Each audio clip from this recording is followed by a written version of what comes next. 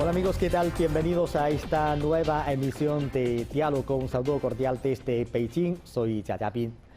Recientemente la Organización de las Naciones Unidas publicó su informe del Grupo Intergubernamental de los Expertos sobre el Cambio Climático. En él se destacó que el calentamiento global se está desarrollando más rápido de lo esperado y que prácticamente todo es a consecuencia de las actividades humanas. Según el informe, se prevé que para el año 2030 la temperatura será 1,5 grados mayor a la de los niveles de la era preindustrial. De ser así, esto sucedería una década antes de lo que el IPCC predijo hace solo 3 años. ¿Cuán urgente es la toma de medidas concretas para enfrentar el cambio climático? ¿Y cuál es el principal dilema al que se enfrenta la acción mundial? ¿Qué ha hecho China al respecto? Sobre todos estos interrogantes conversaremos hoy con el ecólogo español, el doctor Lucas Gutiérrez Rodríguez, profesor invitado en la Universidad Autónoma de Madrid y miembro del Claustro Señor de Cátedra China. Hola, profesor, muchas gracias por participar a nuestro programa. En lo que va del año, una serie de fenómenos meteorológicos extremos en todo el mundo han suscitado aún mayor preocupación por el cambio climático entre toda la humanidad. Además, un informe publicado recientemente por el Grupo Intergubernamental de Expertos sobre el Cambio Climático de las Naciones Unidas ha vuelto a alertarnos sobre este problema mundial, que es cada vez más grave. En su opinión, ¿qué urgencia tiene la necesidad de tomar acciones de inmediato para luchar contra el cambio climático? Bien, muchas gracias. En primer lugar, decir que el informe que usted ha mencionado, el informe AR6, realiza una síntesis de los trabajos científicos y de la evidencia disponible hasta la fecha, mejorando las estimaciones realizadas por el anterior informe de 2014. Pues bien, el informe es contundente, es muy claro. Dice que el proceso actual de calentamiento global no tiene precedentes en la historia de la humanidad. Es un proceso que se está acelerando y que además está profundamente ligado a la actividad social y económica humana. Las emisiones de gases de efecto invernadero están alterando los procesos ecológicos en la Tierra, los procesos biofísicos, de manera que este cambio climático está teniendo un impacto profundo sobre los ecosistemas y va a alterar profundamente también la calidad de vida de la humanidad, especialmente de aquellos grupos sociales y regiones más vulnerables. Lo que nos dice este informe científico, este último informe científico es muy claro, es que debemos reducir profunda y rápidamente las emisiones de efecto invernadero. Entonces, ¿qué pasará si el calentamiento global continúa? Bueno, en primer lugar, ya hay que decir que los efectos ya se están plasmando sobre el territorio. Por ejemplo, sabemos que en la primera mitad de 2019 ya hubo 7 millones de desplazados climáticos en esa primera mitad de 2019. Actualmente, en el pasado año 2020, el número va en aumento. Ya se ha incrementado la temperatura en 1 grado centígrado y, en efecto, como usted decía, se están incrementando los fenómenos meteorológicos y climatológicos extremos, las precipitaciones, las olas de calor, los tifones, las sequías, cuya atribución a la influencia humana cada vez es más clara.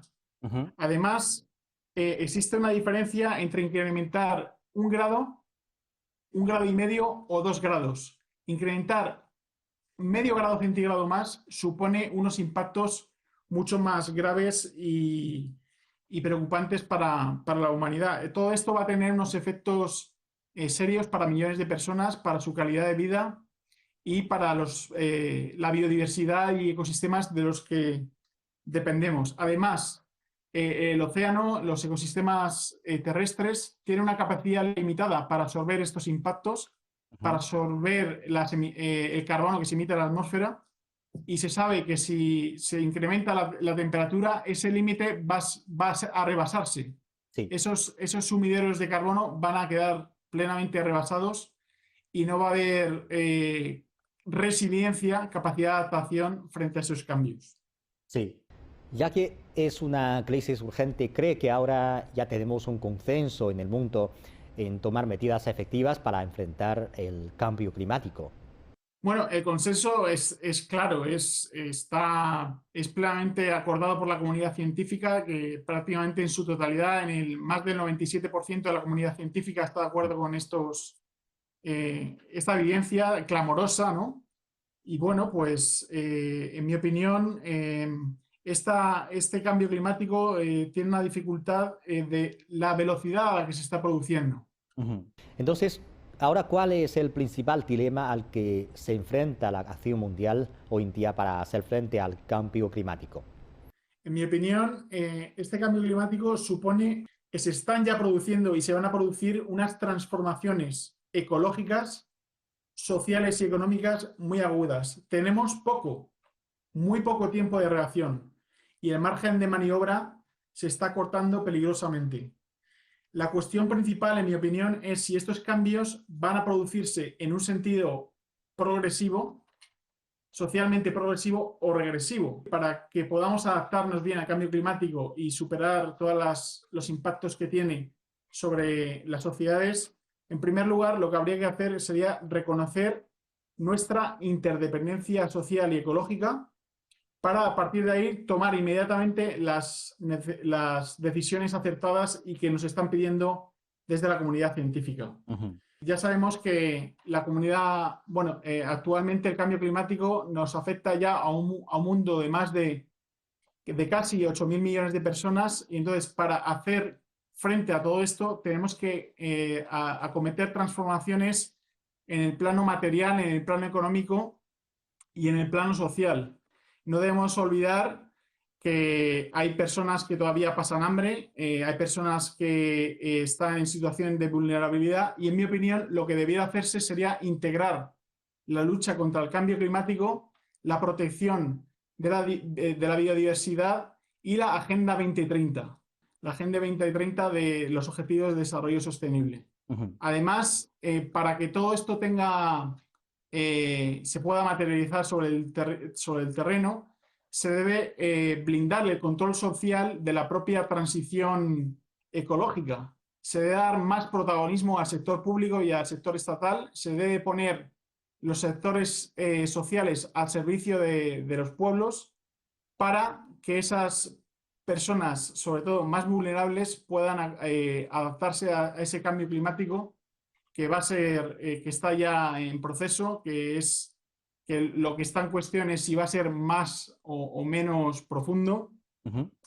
y todo ello sin renunciar al desarrollo tecnológico, a la innovación científica y, por supuesto, una cosa muy importante, a la cooperación internacional. Sin cooperación internacional no hay solución a este problema y yo creo que una de las cuestiones principales va a ser la transformación del modo de producción y de consumo que debe ponerse en el centro de las políticas y que los países en desarrollo, en mi opinión, deberían de tener un horizonte de crecimiento, Ujú. ¿vale? Y en los países en desarrollo, eso vendría ya posteriormente, más paulatinamente. Desde hace años ya estamos conscientes de que es necesario tomar medidas para enfrentar el cambio climático, pero ¿cree que hasta ahora hemos hecho suficientes esfuerzos? Sí, por supuesto. Las acciones deben ser muy determinadas, muy enérgicas, mucho más veloces de lo que se están produciendo y, como decía, deben de ser compatibilizadas con otros ámbitos. Ujú. Es muy importante que la lucha del cambio climático afecte a los sectores energéticos, que afecte también, se integre con la conservación de la biodiversidad y se integre con los objetivos de Ujú. desarrollo sostenible de la Agenda 2030 para que todo el mundo, nadie quede atrás y todo el mundo se pueda beneficiar de ello. Sí, claro. En la lucha contra el cambio climático, los países en desarrollo han venido exhortando a los países desarrollados a que demuestren una mayor determinación y adopten más medidas, así como a que brinden más apoyo financiero, técnico y de fomento de la capacidad a los países en vías de desarrollo. Sin embargo, ¿cuál es la realidad a este respecto? En primer lugar, hay que decir que los países en desarrollo se encuentran en una situación de mayor vulnerabilidad ante el cambio climático, dado que necesitan de más medios, de más tecnología y financiación para adaptarse a cambios que además en las regiones tropicales van a ser mucho más agudos, puede afectarle sequías, puede afectarle al suministro de alimentos y además son, paradójicamente, son zonas son países, son regiones que han contribuido mucho menos al cambio climático al mismo tiempo. Entonces, en mi opinión, estamos ante un problema de justicia climática, un problema de justicia distributiva y también una cuestión de eficacia frente al cambio climático. La realidad es que la ayuda comprometida para la ayuda de los países desarrollados hacia los países en desarrollo en el tema del cambio climático se está haciendo esperar. Esos 100.000 millones de dólares anuales que se comprometieron en el Acuerdo de París por los países desarrollados están llegando con cuentagotas, no han llegado tanto. Se está haciendo esperar esa ayuda. Si además de esto le unimos el problema adicional de que hay factores exógenos, por ejemplo, ajustes estructurales que impone a veces el Fondo Monetario Internacional o sanciones y bloqueos económicos contra países en desarrollo, la situación es mucho más compleja y grave. Doctor, ¿qué opina usted del principio de las responsabilidades comunes pero diferenciadas en la lucha contra el cambio climático? En primer lugar, el principio de responsabilidades comunes pero diferenciadas está reconocido en la propia Convención de Naciones Unidas del Cambio Climático. Si uno analiza actualmente las emisiones agregadas, acumuladas históricamente, uno se da cuenta claramente cómo los Estados Unidos acumulan el 25% de las emisiones totales agregadas, históricas. Después vendría Europa Occidental con aproximadamente el 22% y dése cuenta que, por ejemplo, por hablar del caso de China, China está con el 13% de las emisiones históricas. ¿Qué implicaciones tiene esto? En mi opinión, y clara, en los países desarrollados que se industrializaron previamente, más tempranamente, deben facilitar, deben realizar una transferencia tecnológica hacia los países en desarrollo.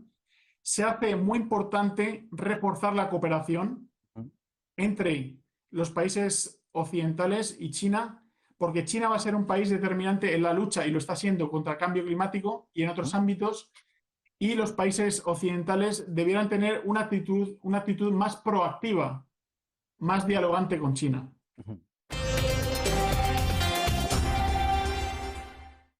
Recordamos que en septiembre del año 2020 China propuso un nuevo objetivo para la lucha contra el cambio climático, y es que el país ha expresado que se esforzará por alcanzar un pico de emisiones de dióxido de carbono para 2030 y lograr la neutralidad de carbono para 2060. ¿Cómo evalúa usted este objetivo propuesto por China? En primer lugar, este doble objetivo de alcanzar el pico de emisiones antes de 2030 y de la neutralidad de carbono en 2060 responde al compromiso internacional de China y a la cuestión interna de China también de afrontar las cuestiones ambientales dentro del país. En todo caso, para mí este doble objetivo es un indicador claro de la responsabilidad que tiene el gobierno chino con este tema medioambiental tan importante. Está tomando medidas importantes en esa dirección. Y, por ejemplo, el pasado otoño, la prestigiosa Universidad de Tsinghua publicó un informe sobre la estrategia de China de reducir las emisiones y de adaptarse al incremento de solo 1,5 grados, mediante el cual China ponía todos los instrumentos a su alcance con ese objetivo de 2060 para reducir sus emisiones. Yo creo que China ha tenido importantes logros en las últimas décadas, por ejemplo, esa reducción tan increíble, tan impresionante de la pobreza dentro del país, esos objetivos también de cambio climático que está tomando, la lucha que está efectuando en el plano sanitario contra la pandemia, y yo tengo confianza en que va a tomar las medidas necesarias para afrontar el cambio climático. Y, como decía, es muy importante reforzar esa cooperación entre China y el resto del mundo para afrontar esta cuestión del cambio climático.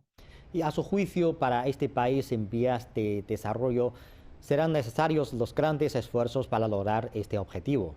Sí, va a requerir de esfuerzos importantes. Eso es claro. Y es por eso que se están tomando medidas ya, bueno, pues de mitigación del cambio climático, de reducción de las emisiones, que va a tener que a reducir la intensidad de sus emisiones, de la contaminación, medidas que ya está tomando.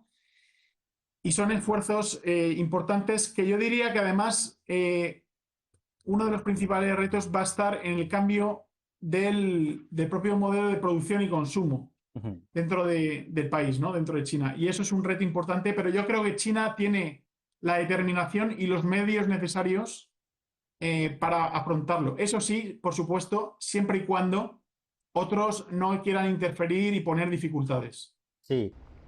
Hablando de las medidas que ha tomado China, recordamos que a mediados del mes de julio el Mercado Nacional de Comercio de Emisiones de Carbono de China entró oficialmente en línea.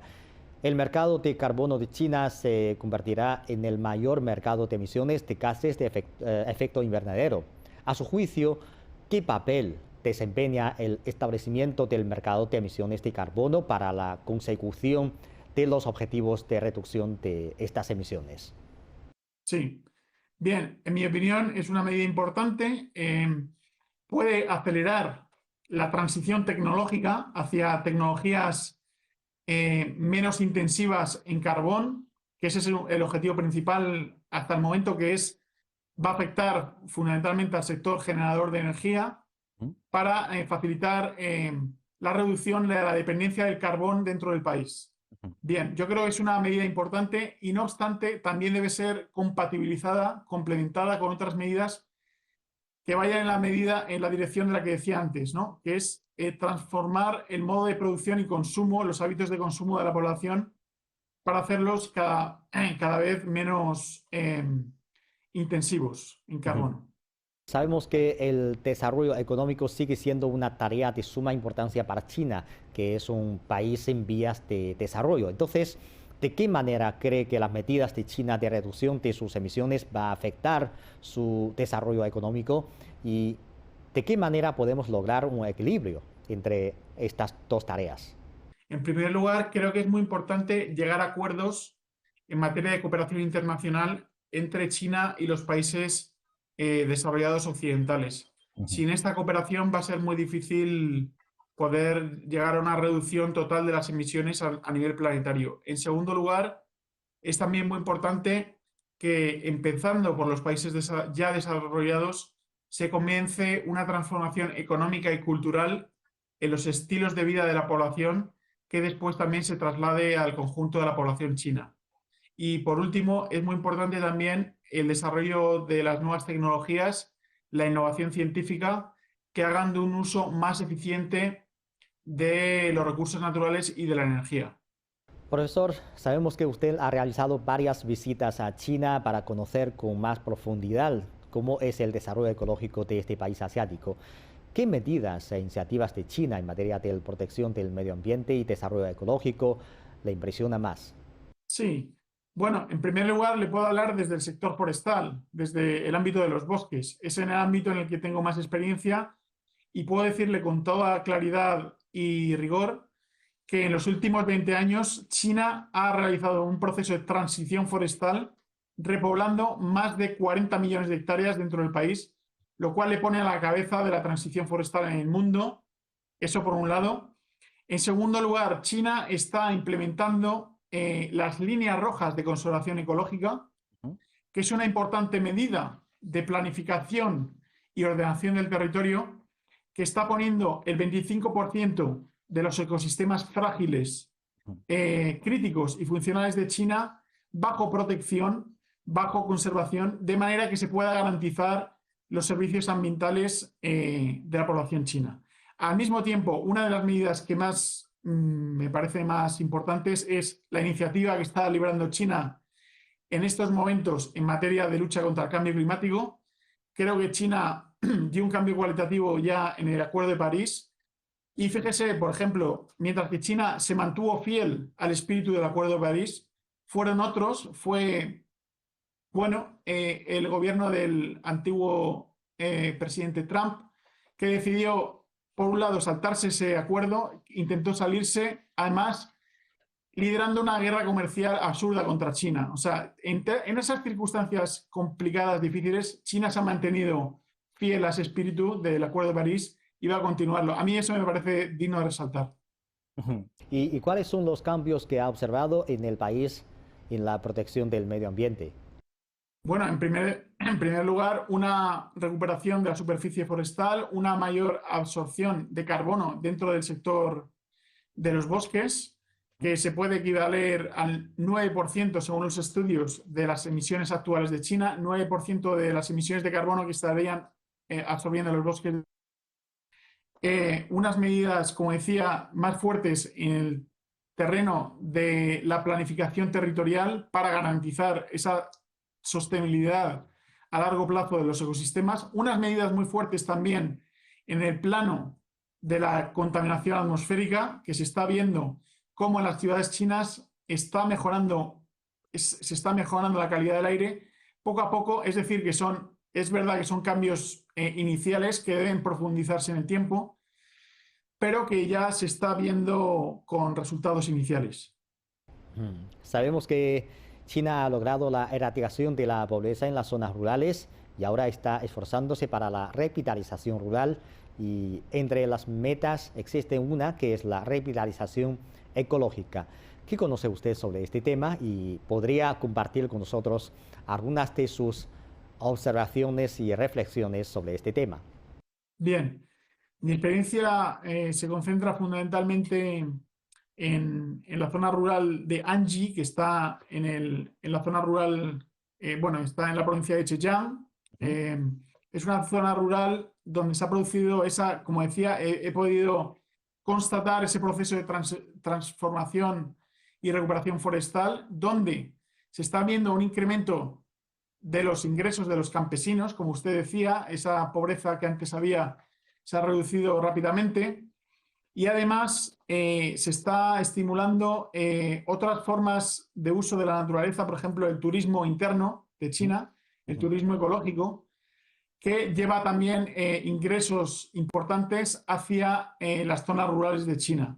También he visto dentro del programa de conservación y recuperación de bosques de laderas, por ejemplo, en la provincia de Yunnan, Ujú. cómo esa reforestación de las laderas se ha producido en combinación con el incremento de los ingresos de los campesinos, una mayor igualdad de los ingresos y, en definitiva, es un éxito, un doble éxito, un éxito de reducción de la pobreza, de reducción de la pobreza y un éxito de una mayor sostenibilidad ambiental. Ujú. En los últimos años, el gobierno chino ha prestado cada vez más atención a la protección del medio ambiente y al desarrollo ecológico. Según sus observaciones, ¿cree que la orientación prestada por el gobierno ha desempeñado un papel positivo a la hora de promover la conciencia ambiental entre los chinos? Sí, efectivamente, el papel del gobierno ha sido positivo, ha sido, en mi opinión, acertado, que está ligado a la propuesta que tiene China de construcción de una civilización ecológica. Ujú, Esta propuesta de la civilización ecológica se materializa fundamentalmente en el 17º Congreso del Partido Comunista de China y luego en el 18º Congreso adquiere el rango de política de primera categoría dentro de China. Es por ello que la propuesta de civilización ecológica está incluida en el preámbulo de la propia Constitución de China en la actualidad y que no es fruto de la casualidad que China en los últimos 20 años, en paralelo a este proceso de civilización ecológica, haya logrado una mayor reforestación, ujú. se haya convertido en el primer inversor en energías renovables del mundo y de que esté intensificando la lucha contra la contaminación. ¿Y qué evaluación tiene usted sobre los esfuerzos que ha hecho China en la protección del medio ambiente? Sí, en mi opinión, China tiene unas características que le permiten la adopción de unas medidas rápidas en el sentido de la protección ambiental a través de la planificación económica y de la toma a través fundamentalmente de los planes que hace cada 5 años de su economía. Ujú. y de tomar medidas vigorosas, de medidas fuertes en sentido de reforestación. China tiene una capacidad de, por ejemplo, de tomar medidas que no se aplican solo en 1 o 2 años, sino que se pueden aplicar en 5, 10, 15 años y mantenerse en el tiempo. Esto le da una capacidad muy especial y potente a la hora de tomar este tipo de iniciativas y que se materializa con resultados que se observan en el corto, en el medio y en el largo plazo. Sí, claro. Para usted, ¿cuál es la importancia de la implementación del desarrollo verde de China para la protección del medio ambiente a nivel mundial? Sí. Bueno, en primer lugar, que debamos centrar toda nuestra atención y apoyo en cooperar con China para conjuntamente resolver un problema que es de todos. Si China dice que va a realizar ese pico de carbono antes de 2030, que va a comprometerse a 2060, para mí es una medida muy importante, muy significativa, que debe ser escuchada con atención desde Occidente para trabajar conjuntamente, ponernos manos a la obra todos juntos y reducir la tensión, reducir esas dificultades, ¿no? Al mismo tiempo, tiene la capacidad, a través de la nueva ruta de la seda, de implementar, de difundir las nuevas tecnologías en el terreno de las energías renovables. China se está convirtiendo en un vector de transmisión, por ejemplo, de los paneles fotovoltaicos, de la energía solar. Se está convirtiendo en un auténtico transmisor de las energías renovables y además China, en mi opinión, está tomando medidas acertadas, como es retirar inversiones que había tenido programadas dentro del sector de las centrales térmicas, por ejemplo, en centrales de carbón, que está retirando bajo esa nueva dirección que le da la nueva ruta de la seda verde desde 2017. China desde 2017 tiene un compromiso verde en la nueva ruta de la seda y creo que esa es la dirección adecuada. Según lo anunciado por la ONU, el 26º periodo de sesiones de la Conferencia de las Partes en la Convención Marco de las Naciones Unidas sobre el Cambio Climático tendrá lugar en noviembre de este año. ¿Qué expectativas tiene sobre este evento? Y, en su opinión, ¿qué esfuerzos deben realizar los países de todo el mundo para hacer frente a la crisis climática? Claro. Sí, en primer lugar, como ya le he comentado durante toda esta conversación, creo que es muy importante que se refuerce el compromiso internacional, esa cooperación y coordinación internacional. En segundo lugar, creo que es muy importante que se ponga en el centro del debate la transformación del modo de producción y consumo económico para que los países desarrollados propongan dentro de la agenda internacional una reducción de las emisiones cada vez más rápida, más pronunciada y de acuerdo con el principio de responsabilidad compartida, pero diferenciadas y compartidas, con el principio de solidaridad con los países. Y otra medida importante sería, usted sabe también que antes de esa conferencia tiene lugar en China la conferencia de Kunming en octubre de este año, de 2021, y se debería reforzar, en mi opinión, las sinergias entre la Agenda 2030, la lucha contra el cambio climático y la conservación de la biodiversidad. Bueno, doctor Lucas Gutiérrez Rodríguez, muchas gracias por compartirnos sus opiniones. Muchas gracias a ustedes. Hasta luego. Y amigos, así concluimos esta emisión de Diálogo. Muchas gracias por sintonizarnos. Les invitamos a continuar disfrutando de los programas de CGTN en español. Hasta la próxima emisión.